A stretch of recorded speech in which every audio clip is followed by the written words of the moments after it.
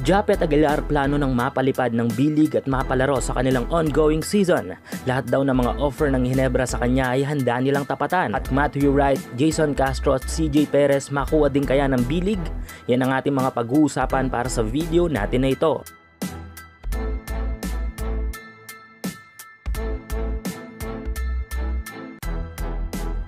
So gaya nga ng sabi ko ay mag-update tayo sa ating napag-usapang balita nito lamang na galing kay Sir Snow Badwa kung saan ay may malaking offer ang tatlong Japanese ball club para sa ating mahusay na veteranong manlalaro sa PBA na si Japet Aguilar. Naging usap-usapan nga ang pinost na ito ni Sir Snow sa iba't ibang basketball groups at page sa social media. Naging hati nga din ang opinyon ng ating mga kababayan about sa isyong ito. May mga nag-agree na i-grab ni Japet ang offer dahil nagkakaedad na daw ito at matatagalan pa bago niya daw ito kitain sa PBA. Habang yung iba naman ay hindi sumang-ayon at mas mabuti na lang daw na sa ating sariling liga magretiro si Japet. Pero ito nga at may pasabog na post muli si Sir Snow. Ayon dito ay plano na daw mapalaro ng mga B-League teams na mga ito si Japet sa ongoing B-League season kung sakaling mag-agree ito sa kanilang mga offer. At dali-dali nila itong papaliparin papuntang Japan dahil nga ang deadline ng pagkuha ng Asian import ay sa Pebrero o Marso pa ng susunod na taon. Ganito na nga ka-agresibo ang mga ball clubs na mga ito habang magiging dagok naman sa kupunan ni Japet ngayon na Barangay Ginebra ang tila mas maraming benepisyo at times 3 salary offer na binibigay ng bilig sa kanilang manlalaro. Dahilan upang masagasaan ang kaya nilang ipasahod kay Japet. Ayon kay Sir Snow ay handa daw tapatan ng mga bilig teams na mga ito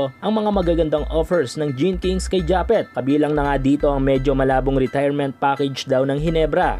Jackpot ngang may tuturing ni Japet ang mga offer na ito ng mga kupunan sa bilig kung ang career earnings ang pag-uusapan. Pero gaya nga ng sabi ko, nasa kampo pa rin ni Japet ang final decision dyan na ating pang-aabangan sa mga susunod na araw. Ongoing pa rin ang promo para sa mga sports fans. Kung mahilig ka sa basketball, local man o international, check mo ang comment section para sa full details at code na pwede mong gamitin.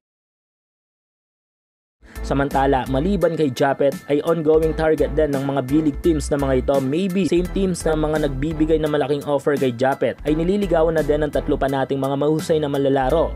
Ito nga ay sina Phoenix sharpshooter Matthew Wright, The Blur Jason Castro ng TNT at si Baby Beast CJ Perez ng SMB. Agresibong diskarte. Yan nga ang estratehiya ngayon mga B-League teams upang makuha ang inaasam nilang mga manlalaro saan man ito parte ng Asia. At hindi nga may tatanggi na ang Pilipinas ang pinakamainit sa kanilang mga mata ngayon. Kay Castro ay marami ng mga balita noon pa man na marami na talaga mga international scouts ang nanliligaw sa serbisyo nito. Ngunit lahat nga ng mga offer na yon ay tinake down ni The Blur. Kung kaya't medyo malabo din kung sakali ang mga offer dito sa B-League.